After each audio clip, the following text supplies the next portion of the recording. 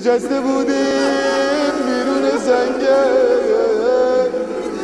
یهو دیدم یکی از بچه ها کتفشو گرفت افتاد روی زمین، داد میزد گفت سوختم از بالا زدنم. پریدم جلو آقا ببینم چی شده، چی میتونه باشه. نگاه کردم دیدم خرابی کفتره کل بسر وای وای، این خبر از من ببر وای وای. کفتره کل بسر وای وای، این خبر از من ببر وای وای.